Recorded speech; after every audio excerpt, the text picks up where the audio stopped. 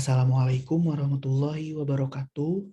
Perkenalkan, nama saya Noval Zudi, NIM 01011382025191. Hari ini saya akan memaparkan hasil dari mid semester pemasaran internasional saya. Baiklah, langsung saja. Pertanyaan pertama, jelaskan mengapa kita harus mempelajari lingkungan geografi, demografi, ekonomi, dan keuangan dari sebuah negara yang menjadi tujuan pemasaran produk. Kalau menurut saya, Bu, dengan mempelajari lingkungan dari geografi, demografi, dan ekonomi, serta keuangan, itu supaya kita dapat memahami potensi pasar sebuah negara dan memahami karakter-karakter unik dari pasar negara tersebut. Serta dengan mempelajari lingkungan geografi berarti mempelajari letak geografis dari sebuah negara. Nah, apa sih maksudnya dari yang saya katakan barusan? Jadi maksudnya supaya kita tahu nih apakah negara ini tuh terletak di daerah tropis, subtropis, dan lain sebagainya. Dan dengan mempelajari ilmu ini, kita juga tahu perbedaan karakter demografis yang menyebabkan perbedaan dari karakter pemerintah konsumen. Misalnya dalam hal permintaan jenis pakaian, gitu Bu. Selanjutnya, yang kedua, jelaskan 8 sumber utama hambatan untuk memasuki sebuah industri. Saya di sini memilih yang pertama, yaitu perizinan. Sebagai hambatan, kebijakan perizinan dapat mengambil beragam bentuk. Jadi, pemerintah itu mungkin membatasi investasi di sektor tertentu, Bu. Atau bahkan tidak memperbolehkan. Jadi, biasanya berlaku untuk sektor-sektor strategis seperti industri listrik, perbankan, air, dan persenjataan. Karena industri yang saya sebutkan barusan itu biasanya sudah dibangun sama pemerintah gitu, Bu. Jadi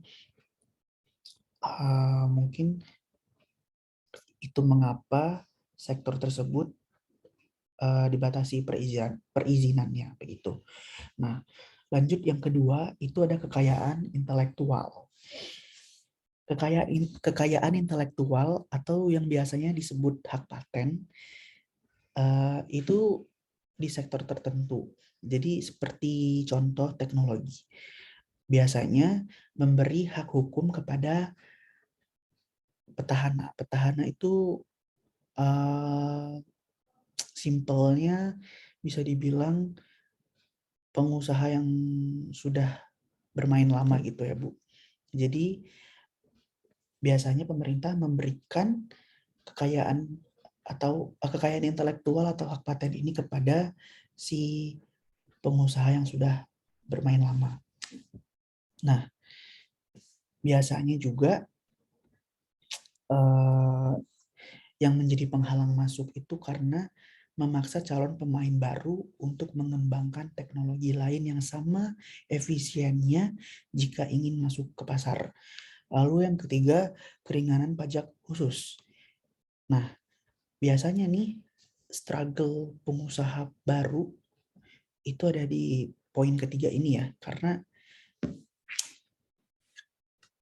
si pengusaha pemain lama itu biasanya sudah melobi-lobi kepada pemerintah untuk membuat regulasi baru tentang perpajakan ini. Jadi cukup sulit lah dibilang ya untuk pemain baru masuk ke sebuah industri. Nah, selanjutnya di poin keempat yaitu adalah penetapan harga agresif.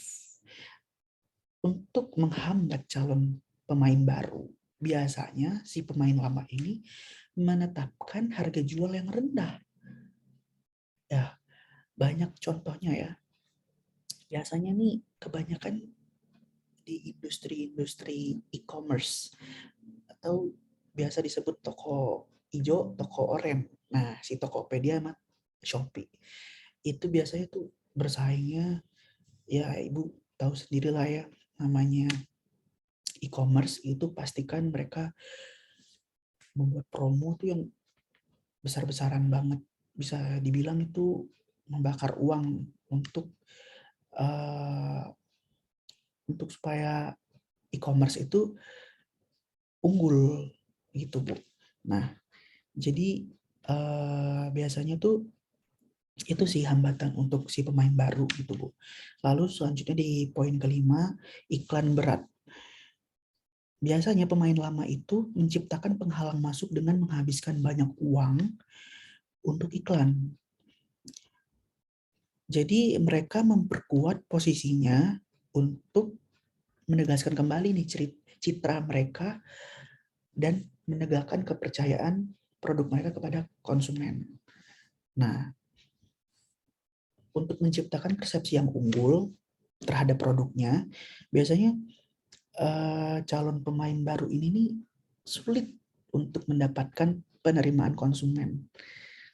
Karena itu tadi pemain lama itu sudah merancang strategi khusus gitu ya, agar si pemain baru ini susah untuk terjun di bidang tersebut gitu, Bu. Nah, selanjutnya di poin ke-6 ada penggerak pertama. Perusahaan yang masuk pertama kali ke pasar memiliki keunggulan dalam kepemimpinan teknologi dan pembelian awal sumber daya. Gunanya apa? Gunanya untuk memberi mereka margin keuntungan yang tinggi dan memberikan kekuatan untuk memonopoli di sektor tertentu gitu. Agar citra merek yang sudah ada itu lebih kuat karena membangunnya dalam jangka waktu yang lama gitu.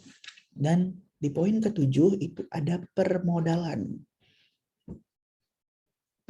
Di permodalan ini biasanya industri seperti minyak dan gas memiliki karakteristik investasi awal yang mahal. Sudah jelas itu ya. Nah, untuk mengatasinya bagaimana? Caranya si calon pengusaha ini, pemain baru ini harus mengeluarkan biaya yang signifikan. Jadi mereka harus membangun fasilitas produksi, terus juga mengembangkan jaringan distribusi dan membeli mesin. Nah, biasanya beberapa investasi semacam ini dinamakan sunk cost. Jadi ketika investasi awal semacam ini tidak terpulihkan dan sekali gagal mereka menanggung kerugian yang sangat besar. Karena itulah menimbulkan resiko yang besar juga. Begitu. Lalu yang terakhir lokasi yang menguntungkan. Nah, saya langsung aja mengambil contoh ya. Contoh yang paling umum itu, Bu, itu toko retail. Jadi si pemain lama itu pasti sudah memiliki lokasi yang sangat menguntungkan atau strategis. Jadi misalnya mereka sudah mengambil lokasi di pusat kota atau di Central Business District gitu ya. Jadi mereka berjualan lebih dekat dengan pelanggan. Jadi mendapatkan keuntungan juga lebih besar tentunya. Nah, dalam hal ini pemain baru akan kesulitan untuk memasarkan produk mereka karena sudah diambil alih duluan sama pemain lama gitu. Nah, selanjutnya Bu, di nomor ketiga ini adalah pertanyaannya, pilihlah satu perusahaan saja dan lakukan analisis persaingan global dan keunggulan bersaing. Dijelaskan dengan menggunakan konsep Michael E. Porter di buku halaman 116. Nah, ini adalah contoh yang saya punya, itu nama perusahaannya PT Anugrah Dwi Abadi. Persaingan globalnya itu untuk di lingkungan industri adalah Porter's Five Force Model. Dan di lingkungan jauh itu ada di segi politik, ekonomi, sosial, dan teknologi. Nah, untuk keunggulan bersaingnya itu ada di pemasaran, keuangan atau akuntansi, produksi atau operasi, penelitian dan pengembangan, lalu ada juga sistem informasi manajemen. Ya, saya kira cukup untuk mid semesternya Ibu. Lebih dan kurangnya mohon dimaafkan. Wassalamualaikum warahmatullahi wabarakatuh.